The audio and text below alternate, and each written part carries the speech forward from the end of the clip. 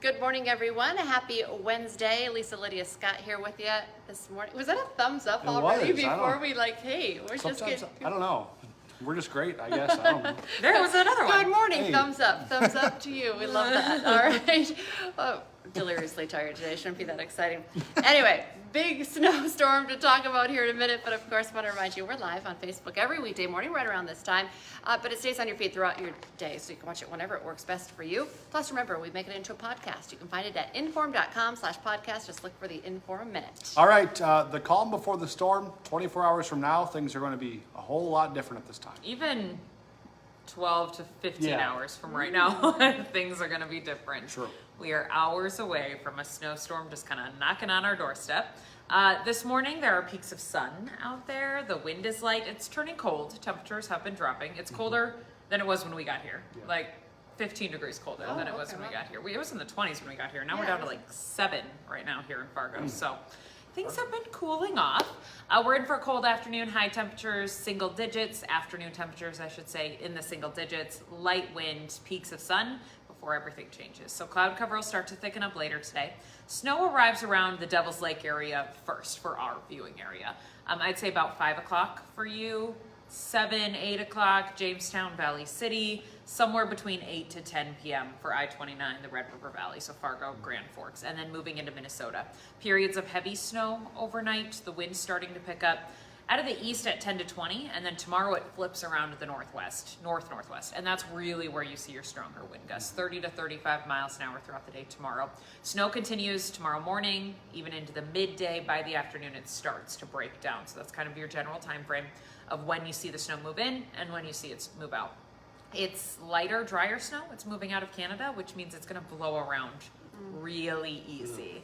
I expect it to be hard to see where it is not only snowing, but the wind is blowing, blowing snow, drifting snow, all of that fun stuff.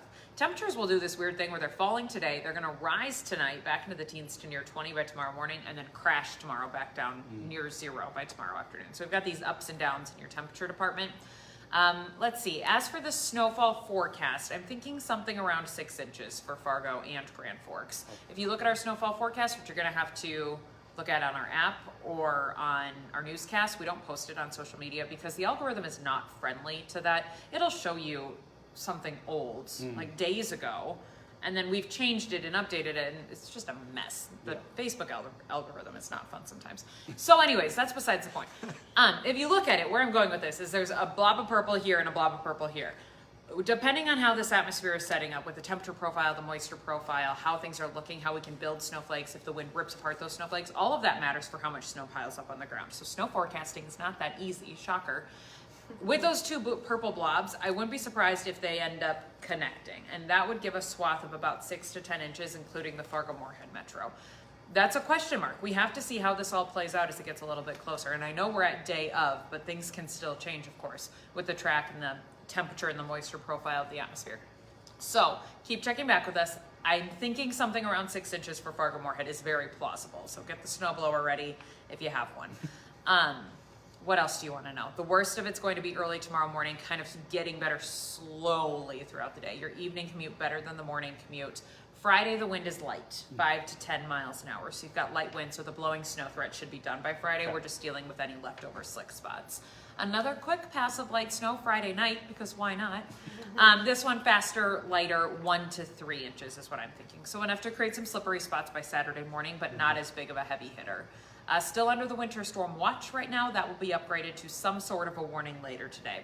Probably a winter storm warning because we're kind of on that edge of blizzard or not blizzard. It depends on visibility and wind. That's what you need for your blizzard warning. I'm going to guess winter storm warning, but that will be issued later on today. General time frame 6 p.m. tonight to 6 p.m. tomorrow night to give you an idea of the worst of it. Okay, anything else? All right. That you can come up with off the top of your head? I think so. I cover everything? Good news is it sounds like it kind of gets out of here by Christmas time. Yeah, so Christmas, we have temperatures up into the 30s. Right now, I'm not seeing any moisture with that. I've got 35 on Christmas Day, and maybe even a chance of rain by next Friday. Oh. Which then we have to think about ice and falling temperatures overnight, so we'll see what that looks like closer. But right now, this even looks to clear out by the weekend. So your weekend roads might not be perfect because of leftover slippery spots, but I don't expect visibility problems into the weekend. Well, that's good news at least. Yeah. Okay, Cool. I think that's everything. Thanks, Lydia. I gotta go. All right. You have an update, so I'll let you go with this story. Yeah, new overnight, we have a woman that is in jail. It was a 2-vehicle crash. It happened on Highway 34, about 5 miles east of Barnesville. The scene was actually cleaned up when our crew got there, but there was a couple squad cars still on the scene, just kind of watching things, that kind of thing. That happened around 11:30 last night. The people involved suffered non-life-threatening injuries. This morning, we found out 36-year-old Julia Olgierson from Barnesville has been arrested. Charges of criminal vehicular operation under the influence of a controlled substance. So if we get an update on injuries, of course, we'll let you know too.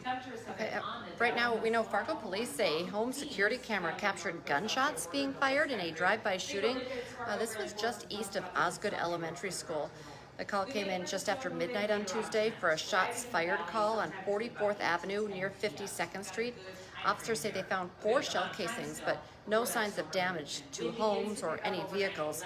No one was hurt, but no one has been arrested either. Lydia's doing a live cut-in right now on GMA, telling you all about the snow. And there it goes.